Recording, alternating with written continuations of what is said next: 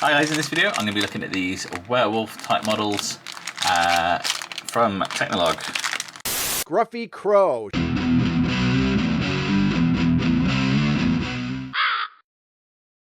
Okay, I picked these up a while back for quite cheap. I'll see if I can stick some links in the description. You can pick them up from the same website as I got a load of my mechs from, or just got them off eBay. Bearing in mind that they did come from Russia. Obviously there might be issues around that at the moment. And that would explain the fantastic writing on here. I have no idea what that says. Something fantasy. They do a bunch of these sets and they're kind of overscaled. You get, what's that, 4 or 5 minis in each. And they're sort of more of a 72mm scale. But the ones I've seen used effectively are the orcs, which I've seen used as really good ogres. The minotaurs, I don't really like them sculpt wise. And these guys. Though I think the centaurs would probably look cool at this scale. Things like the dwarves and the more human looking guys would probably look a bit weird at this size. I've already opened these, as you can see. It said some of the strangest packaging ever. And these are borderline what I would consider even actually miniatures. These are the same sort of material as sort of plastic army men. It's a sort of rubbery, sort of almost greasy feeling, shiny plastic, big obvious mould lines.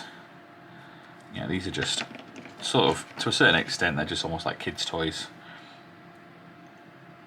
Which is going to be the challenge of this video, is to make them look cool and look like miniatures, which I have seen done before. I'm certainly not the first one to try this with these exact ones. First job is going to be to take this nice sharp knife and we're going to start trying to remove these mould lines. Now I suspect that scraping isn't going to work. Oh, it's not the worst, but it's not really working either. We're going to have to do it like slicing, I think. I might put a completely fresh knife head on. Let's see how they like the needle file.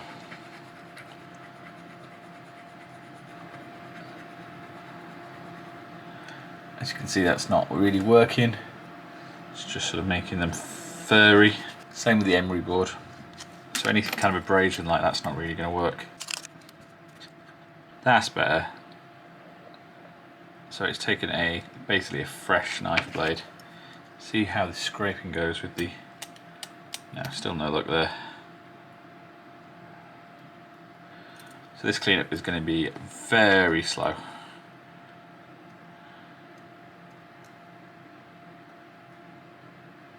Thankfully, I think these were made in a pretty simple sort of 2-part mould, so we've only got the one mould line that goes all the way around. So we're not going to have any surprises. I don't think we're going to miss any bits. So I'm probably just going to go and put a film on and sit and carve away at these for the next hour or two until we've got something we are happy with. I want to use these guys in Oathmark, so once I'm done with that, I'm going to pop them on these nice simple 50mm square bases, which, as you can see, they're going to fit onto quite snugly. Okay, after a good few hours of carving and melting these guys, I think I've got them looking a lot better. I took the same opportunity to cut a few extra bits. So like the shoulder, that kind of blended in too well. I've just done a little cut in there. Some of the shoulder pads you can see I've kind of cut in just to make it look a bit neater than it did. Just trying to make up for some of the limitations on the sort of simple moulding. One of the things I did was I tried to fix some of the mould lines on their faces, and I used the lighter a little bit on there. And I think it's actually managed to make their faces look a bit more symmetrical. And that's actually really helped make the models not look so sort of flat. Except I'm going to add some skulls to the bases. So we've got some ones I 3D printed here, and I've got some from the sort of Games Workshop skull sprue, and they look pretty much fine side by side, I think, once they're all painted. And I can be quite vicious with these to get other angles as well, just hack the backs off.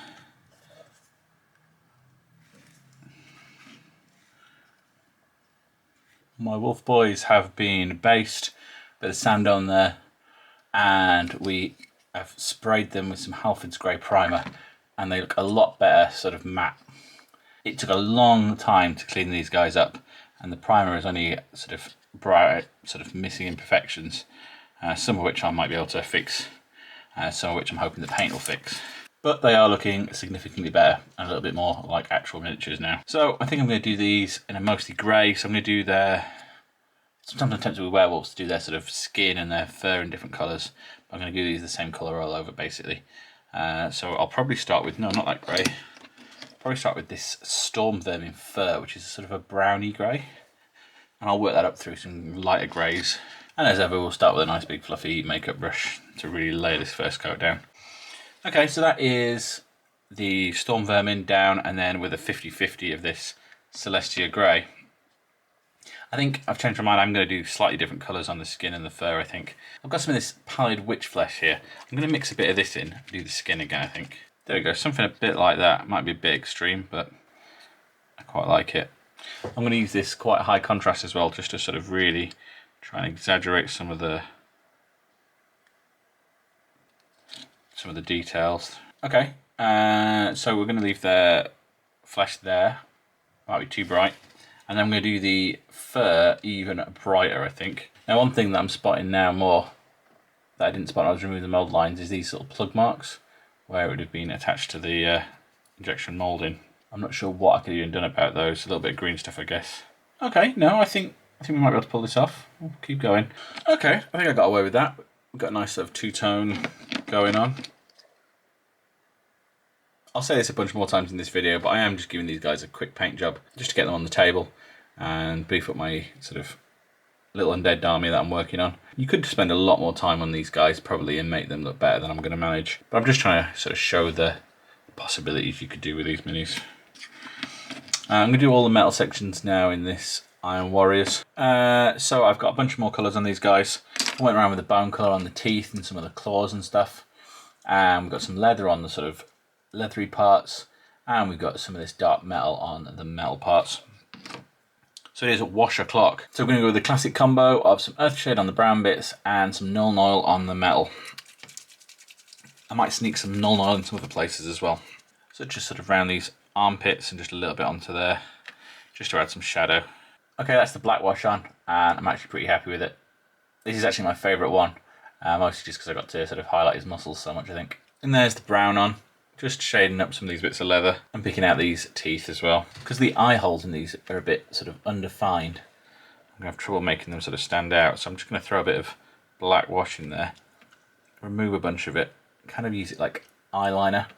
So when I actually do try and define the eyes, I've got something a little bit more there. Okay, now the washes have dried. I'm pretty much there, I think. I'm going to shoot around with this brighter silver, highlight up all the metal parts. Same with the leather, just go back over with the colours I originally used.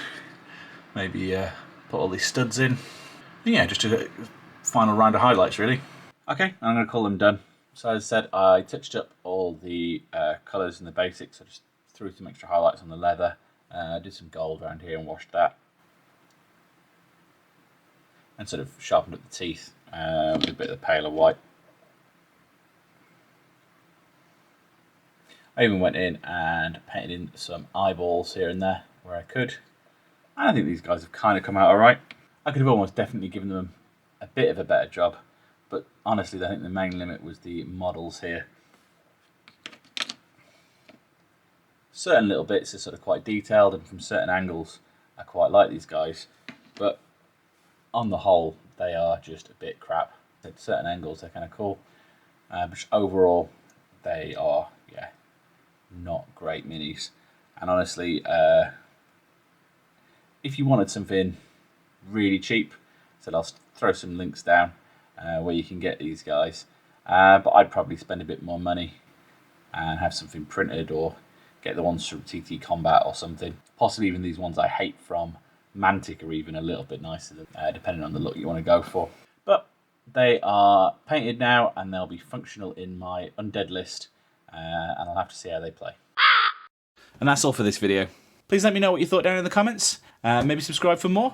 And as ever, thanks for watching. Bye.